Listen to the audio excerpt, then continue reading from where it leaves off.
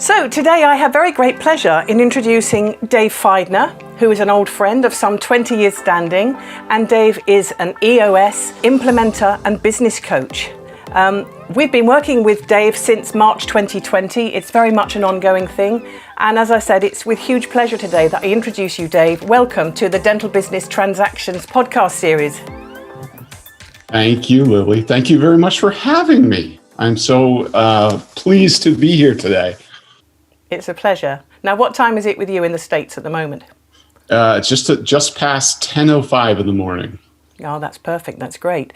So, Dave, before we start to talk about EOS, and for those that are the uninitiated, it's the Entrepreneurial Operating System. And I know that you're going to tell us all about it. Just tell me a little bit about yourself and your background and how we got to meet. Yeah, so a little bit about me. Okay. So I am a guy who has discovered his purpose in life is to help build great companies. And I came to that conclusion after building a network of primarily international companies and literally obsessing about helping entrepreneurs and getting leaders to work together. And I ultimately came to the conclusion the best way for me to do that at this juncture in my life is as a teacher and a coach. As you know, I took an entrepreneurial leap of my own many years ago by convincing the family owners of a large business here in the US to let me take them global. And that led to me leaving the US and launching and building about a dozen companies into this organization, doing hundreds of millions in revenue. And along the way, joining with some great partners and buying out the family company and ultimately selling it to a large private equity company. So somewhere along the way, I think in my early days when I was trying to establish a foothold in Europe, I needed a company in the UK, went and bought a business there and started with this rather rickety, small, very unprofitable venture. And I was looking for talent. And lo and behold, here comes this guy named James Head, who's raising his hand and said, "Hey, I would like to help you." And that's how we met. And it's been a wonderful ride ever since. I ended up becoming the largest enterprise of its type in the world and still doing very, very well today. Well, that's a hell of a story, and I know it's been a hell of a journey. So, in simple terms, tell our listeners what EOS is, what it's all about, and its founding principles. Sure. So EOS stands for the Entrepreneurial Operating System, and it is an organizational framework for running a company.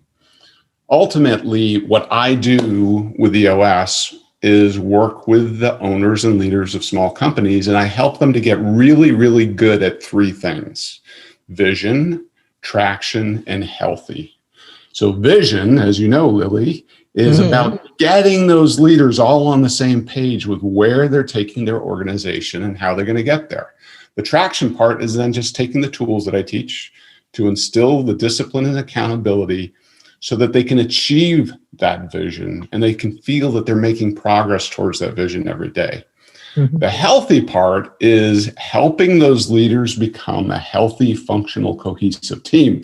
Because most of the time, Lily, what I find is leaders who are well-intentioned, very strong, but they don't always work well as a team. And ultimately, as goes that leadership team, so goes the rest of the organization. We get to a point where everybody in the organization, whether it's a company of 10 employees or hundreds of employees, we get all of them on the same page with that vision, crystal clear on it, executing against it with discipline and accountability, and you just get everybody rowing in the same direction. That's what EOS is. That's what I do. Well, I can say for us that since you started being our business coach, you have really helped us we've got some real traction now. It keeps us very organized, it keeps us very focused, and a real discipline, which I know that you regularly check in with us when we have our meetings. And it's very easy to become undisciplined in a company, even if it's just starting meetings late, running over. And I know that it's a bit like penning kittens, and I'm sure you have that feeling with us sometimes, but I can honestly say that since you have been helping our business, we have never been more focused and disciplined. So thank you, Dave, very much for everything that you do for us. But I know it's very much an ongoing thing. One question is, obviously, we have a lot of reading material that you recommend, you encourage us to read. For somebody listening to this podcast, what book would you recommend somebody just read to give them a flavour of the kind of benefits that EOS and their entrepreneurial systems could bring to them? Because I know we have a library of your books that you recommended that we're ploughing through. What's the good kick-off book? So the kickoff book is Traction.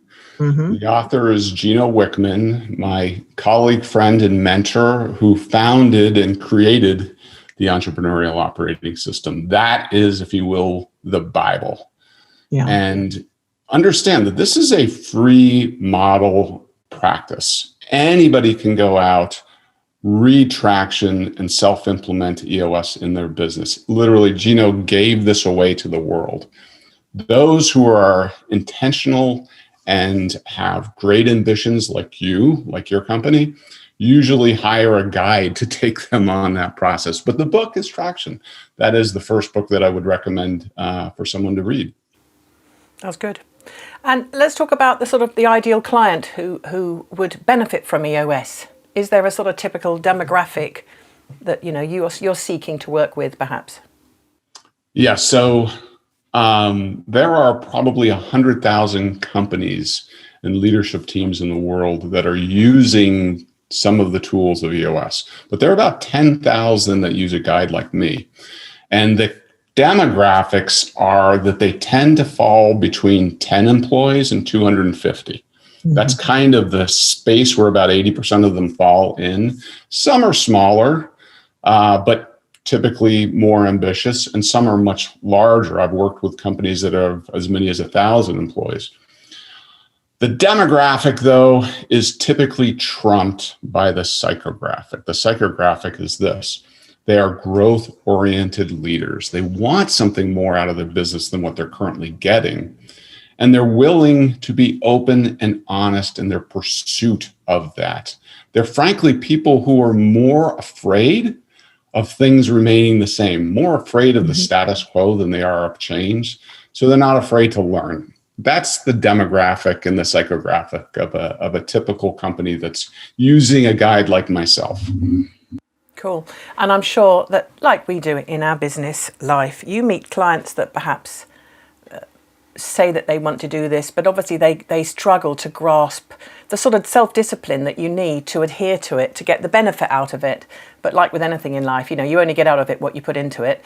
But do you sometimes find that people aren't really prepared to make that commitment at all? Or do you sound them out thoroughly in the first place before you start working with them to make sure that they are right for it and that they will embrace it and benefit from it? Does that make sense? What you will find in almost every leadership team is some element of that. A couple of members of the team who are not quite necessarily ready to be purely open and honest, which is why it's pretty typical that about 80% of the time, the leadership team that I start with is not the leadership team that I end with. When that dynamic is pervasive amongst the team, particularly with the owner of the business or the leader of the business, that's generally a business that this is not going to work with. True. Too many incidences of everybody wanting to be the smartest person in the room generally gets in the way of any kind of learning. I can imagine. And you must have witnessed some pretty bloody battlefields at time when because I know that you sit in with clients as you do with us for our annual and quarterly reviews, and you listen and you watch the power play that goes on. But it's about getting everyone, as you say, and it's very important to be open and honest. And it's not until you really explore that concept and you embrace it and you do it, you walk the walk. Being open and honest can sometimes be very uncomfortable in a boardroom or in a managerial position, can't it, with colleagues? Saying what you really think, how things impact you and affect you. But you have to do that. You have to have that honesty. And I know EOS has helped us with our business just get some real clarity of vision with the whole perspective of the business. Because as you say, everyone's got to want to row in the same direction. Yeah, That's the great. openness. So I say open and honest. It's two things. So the openness is literally being willing to open your mind and being comfortable with the idea that something that you hold as a deep rooted belief could be wrong or could change. And if your ego is too wrapped up in the beliefs that you already have and you're not willing to let go, then that's just not being open. The honest piece is literally being willing to say what needs to be said right there at that time in that room, and not, as what happens in a lot of organizations, is we've all probably experienced if we worked in a big organization, you say one thing in the meeting room and you say something else out in the hall, right? Yeah. So honest is just saying what needs to be said when it needs to be said. One thing I'd love you to just explain to our listeners about the typical traditional, the head of the flagship of a company, the visionary and the integrator role. Tell us a little bit about that. In this case, we're talking about that dynamic that exists in most growth-oriented entrepreneurial companies, where you typically have a founder, the inspiration behind the business in the first place, and you have an individual who's very creative, who has lots of ideas, who really drives the business forward and beats the drum for culture in the organization. They tend to be 30,000-foot individuals. They like to fly at that high level. They're really good with strategic relations. The problem that they run into while they're growing their business is all the nitty-gritty details of holding people accountable and integrating the various moving parts of the business. So this was a great discovery of Gino, that this dynamic exists in many companies. In fact, you see it even in large companies. But with just being clear on what that dynamic is, so that you can segment and separate the roles associated with both of those positions and get that visionary working in his or her unique ability, doing that stuff that really drives growth and energy within the firm, and letting the other individual take care of the holding people accountable and having tough conversations and putting project plans into place, because those are two very different things. Good. Thank you for explaining that. That's very good. And I know that when we very first went through it, we all sat there with a big grin on our face, and as we all sorted out our accountability chart, who does what, and all these things are really so important when you look at the structure of a business. And I know that when we first started, being coached by you and sort of embraced EOS, there was a little bit of me that thought, really? Do we really need to spend all day discussing this? But, the reality was that when we started, we had no idea just how much detail we needed to go into to really uncover the truth about how to get our business running as efficiently as possible. And I know that all of the team are now embracing the EOS philosophy the way they have with their meetings, when they're reporting, etc. And I can say firsthand, it really does work, and it gives us huge comfort. It's like a sort of a crutch to keep you going, because you know that if you carry on doing the right things, even in small pieces, eventually it becomes a mass of great momentum going forward. I don't put it as well as you, Dave, but that's my analogy really of EOS and how it's worked for us. Have you got any case studies for me? One or two stories of perhaps, I know that obviously you worked all over the world, so it may not be a UK-based story and you can't get too specific, but have you got any scenarios that you can share with me where you've come along to go in and help a company and perhaps, you've really been needed? Sure. I have a couple of very specific ones, but I want to frame this for you because there are 1,000 wonderful stories within the world of companies running on EOS. And at the root of them, there is a very, very common outcome, and it's 5 things. And I want to just sort of describe those 5 things to you first, because we refer to it as the EOS life. And it is the following. Number 1, it's doing work that you love. Number 2, it's doing that work with people that you love. Number 3, it's that work actually having an impact. And that could be anything from sort of the Steve Jobs concept of punching a hole in the sky to just making a difference in your local community. Number 4, important one, being appropriately compensated for doing all that stuff. And number 5, having time to pursue other passions. Those 5 things are the outcomes that the owners and the leaders are looking to get and get from this process. So a couple of quick case studies or stories. One that I like because I know the individual and he is a lawyer, an attorney running a practice, started out very small.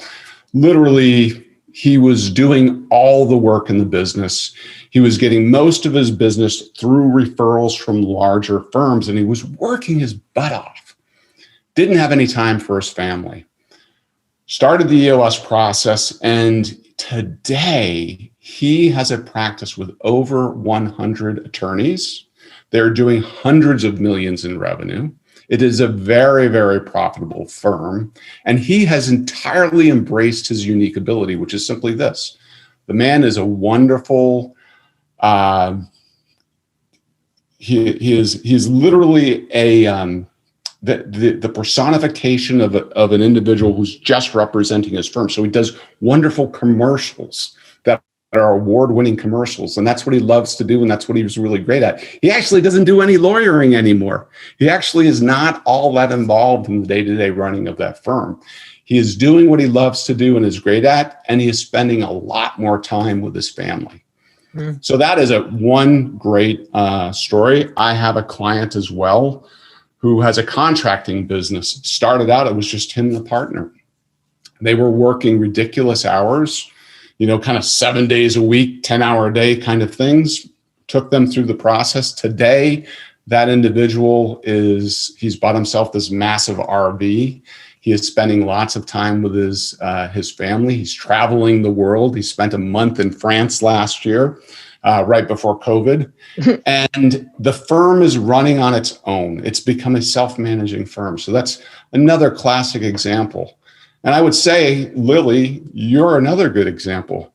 You are starting to embrace your unique ability because you're doing this podcast and you're doing it very, very well. I think you've discovered your unique ability, Lily, and you're finding something that is great to do, and you're not getting stuck in running the business. You've got a team there that is doing it and is helping that organization to continue to grow without you having to be involved in all the day-to-day running of the business.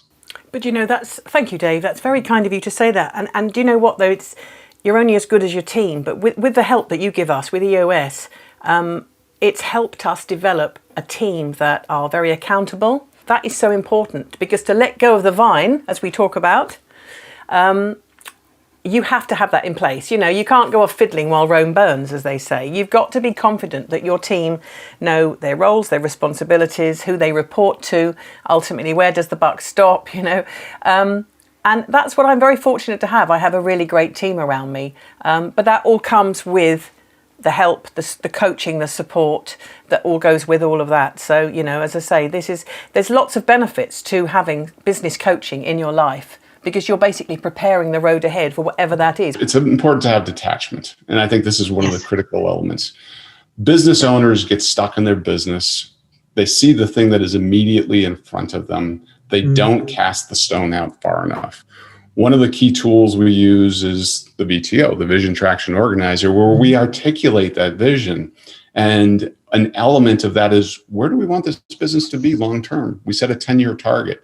In so doing, it really allows the owner of the business to have the freedom to stop thinking of that business as being their identity. The business is going here. This is where the business is going.